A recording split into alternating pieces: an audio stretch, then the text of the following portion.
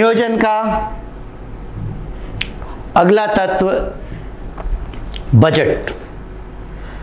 Planning में इन सब चीज़ों का समावेश होता है, जिसमें एक है बजट।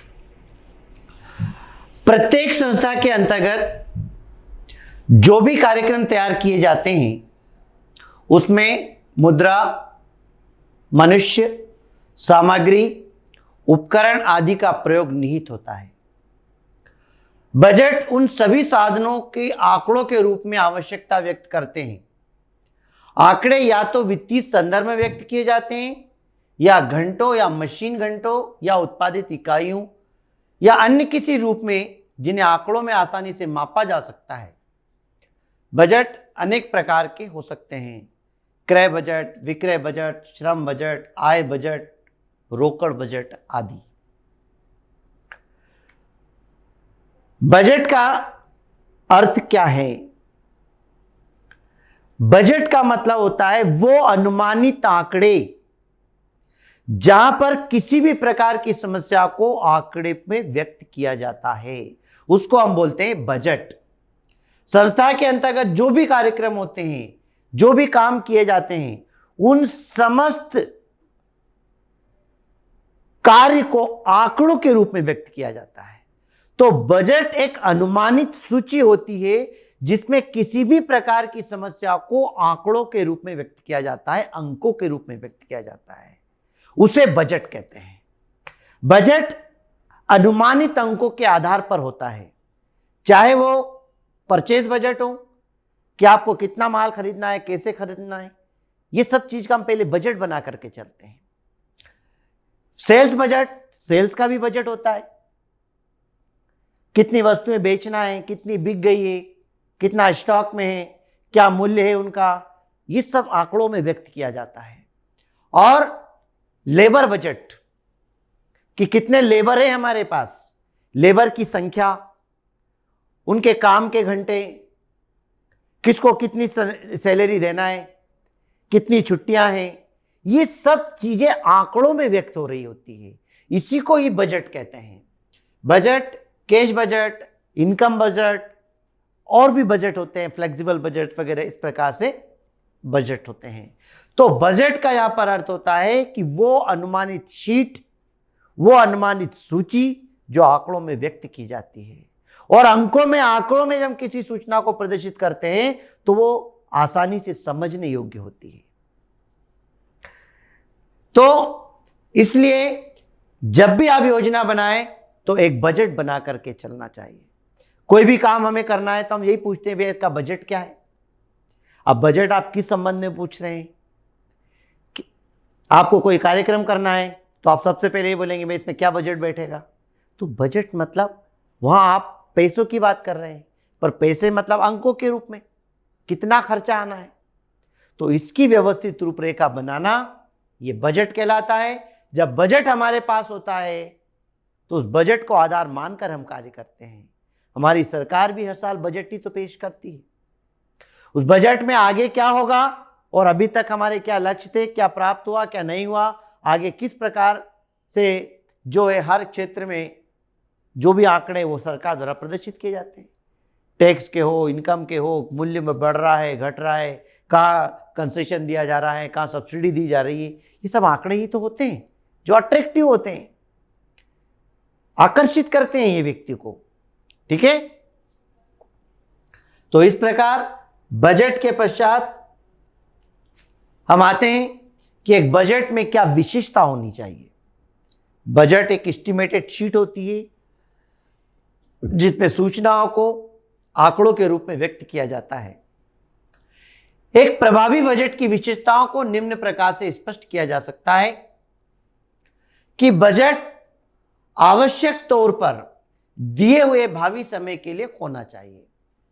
बजट हमेशा एक निश्चित समय के लिए कि अगले 1 महीने में हमारा कितना उत्पादन होगा, अगले 15 दिन में हमें एक काम को खत्म करना है तो कितनी खर्चा, कितनी लागत आएगी, ये सब आंकड़े होते हैं जो एक निश्चित समय के अंतर्गत वो काम को पूरा करने के लिए अनुमानित होता है।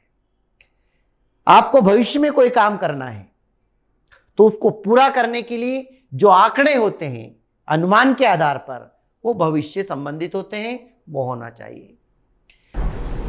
तो उद्देश्य और नीतियां, तो जो उद्देश्य होते हैं वो प्राप्त करने के लिए होते हैं, नीतियां वो सामान्य मार्गदर्शन करती हैं, पर जो बजट होता है वो तो आंकड़ों में व्यक्त किया जाता है। इसलिए उद्देश्य और नीति से बजट अलग होता है। हर चीज का एक आंकड़ा होता है जिसके आधार पर आपको काम करना है। और एक अच्छा बजट लोचशील होना चाहिए ताकि भविष्य की परिवर्तनशील परिस्थितियों में लागू किया जा सके।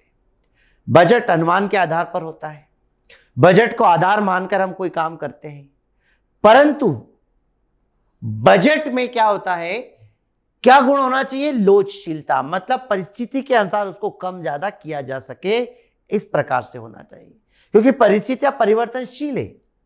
इतनी फ्लेक्सिबिलिटी होना चाहिए कि अगर हमें उसमें वृद्धि करना हो तो कर सकें, कमी करना हो तो कमी कर सकें, अर्थात रिजिड, स्ट्रिक्ट, स्थिर नहीं होना चाहिए। और इससे उच्च प्रबंध का समर्थन प्राप्त होना चाहिए, क्योंकि बजट अनुमान के आधार पर बनाए जाते हैं और इस बजट को उच्च स्तर के अधिकारियों द्वारा जांचा जाता है। जब वो इसे मान्यता देते हैं तो ही बजट आगे पास होना चाहिए। तो इस प्रकार बजट एक अनुमानित सूची जो अनुमान के आधार पर तैयार की जाती है, जो हमारा मार्गदर्शन करती है और उसके आधार पर हमारे कार्य संपन्न हो पाते हैं और योजना सफल हो पाती है। नियोजन का अंतिम तत्व कार्यक्रम, प्रोग्राम। कार्यक्रम नियोजन का एक आवश्यक अंग है। कुंटिज और डोनाल्ड के अनुसार कार्यक्रम नीतियों, कार्यविधियों, विधियों, नियम, सौंपे गए कार्य और एक प्रक्रिया समूह का संचालन करने के लिए आवश्यक तत्वों का एक सम्मिश्रण है, जिन्हें सामान्यतः आवश्यक पूंजी और क्रियान्वित बजट का समर्थन प्राप्त होता है। कार्यक्रम किसी संस्था में निर्धारित लक्ष्य की पूर्ति हेतु किए जाने वाले कार्यों के क्रम का निर्धारण होता है। यह अल्पकालीन, दीर्घकालीन, विशेष, सामान्य, व्यापक, संकुचित किसी भी प्रकार से हो सकते हैं, संक्षिप्त भी हो सकते हैं, जिसे निर्धारित क्रम में लक्ष्य के अनुरूप नीतियों को आधार पर कार्यविधियों के अनुसार तैयार किया जाता है। अभी हमने नीतियों के जितने भी तत्व देखे हैं, उन सभी तत्वों को क्रम से एक व्यवस्थित रूप से जब जमा करके किसी कार्य को तैयार किया जाता है तो वो प्रोग्राम कहलाता है। प्रोग्राम एक सिस्टमेटिक योजना जिसमें लक्ष्य से लेकर उद्देश्य, नीति, रणनीति, बजट आदि सभी चीजों का उसमें समावेश होता है। कार्यक्रम एक फुल पैकेज होता है जिसमें उन सभी चीजों का समावेश होता है, जिसके आधार पर वो काम किया जाता है, जिसमें क्रमानुसार हर चीजों को जमाया जाता है कि कार्यक्रम लंबे समय के लिए है या थोड़े समय के लिए है, कौन सा काम कैसे होना चाहिए, किस सीक्वेंस में होना चाहिए, उन सब चीजों का जो समन्वय, जो मिला जुला रूप होता है, उसको बोलते हैं कार्यक्रम। जो कार्यक्रम जो तैयार होता है, जिसको हम फिर उसके आधार पर हम कार्य करते हैं, ये योजना का अंतिम बिंदु होता है।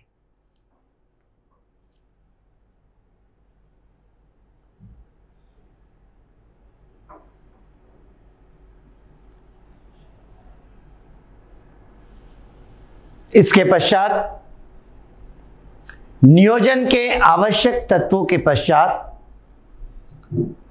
हम देखते हैं नियोजन की टेक्निक्स। तकनीकें क्या होती है, किस प्रकार से आपको प्लानिंग करना चाहिए, प्लानिंग के अंतर्गत कौन कौन से तत्व होंगे, एलिमेंट्स होंगे, जो हमने देखे। अब हमारा आता है प्रक्रिया। पहला, उद्देश्यों का निर्धारण। अगर प्लानिंग बनाना है, सबसे पहली टेक्निक आपको अपना लक्ष्य निर्धारित करना होगा। किस उद्देश्य से आप प्लानिंग बनाना चाहते हैं, आपका टारगेट क्या है, क्या करना चाहते हैं आप, किस उद्देश्य से प्लानिंग बना रहे हैं। एक व्यापारी भी प्लानिंग बनाता है, एक सामाजिक व्यक्ति भी अपना प्लानिंग बना रहा होता है, पारिवारिक में भी चलाने के लिए प्लानिंग की जाती है, एक विद्यार्थी अपनी प्लानिंग बनाता है। हर स्तर पर हर जगह सब अपनी अलग अलग प्लानिंग बनाते हैं, पर सबका उद्देश्य अलग अलग होता है। सबकी प्लानिंग अपने उद्देश्य के अनुसार होती है। तो सबसे पहली टेक्निक होती है उद्देश्यों का निर्धारण करना। उद्देश्य नहीं है तो प्लानिंग निष्फल। किस आधार पर आप क्या काम करने के लिए प्लानिंग बनाएंगे।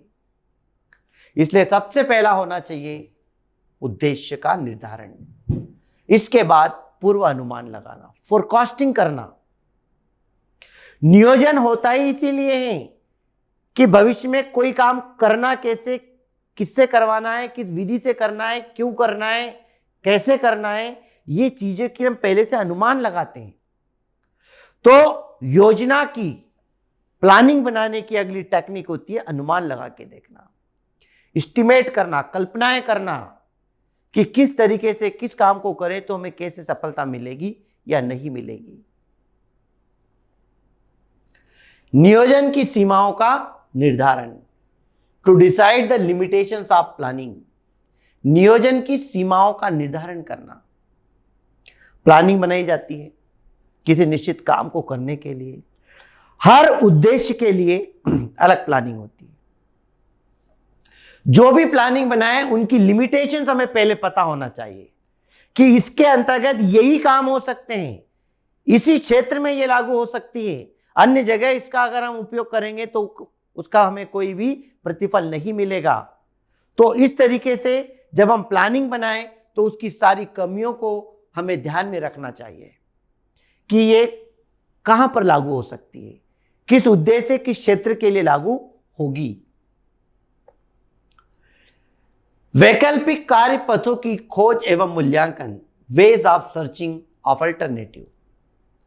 वैकल्पिक कार्य, अल्टरनेटिव्स, प्लानिंग में अनुमान लगाते हैं और अनुमान लगा करके हम विकल्प, चॉइस को देखते हैं, सिलेक्ट करते हैं कि इतने ऑप्शंस हमारे पास हैं, इतने तरीके हमारे पास हैं और इन तरीकों में से सबसे अच्छा तरीका हमारे लिए कौन सा होगा, हमारे लिए विकल्प कौन सा होगा सबसे अच्छा, उसका सिलेक्ट करना, उसका सिलेक्शन करना, उसका चुनाव करना, यह नियोजन की टेक्निक है।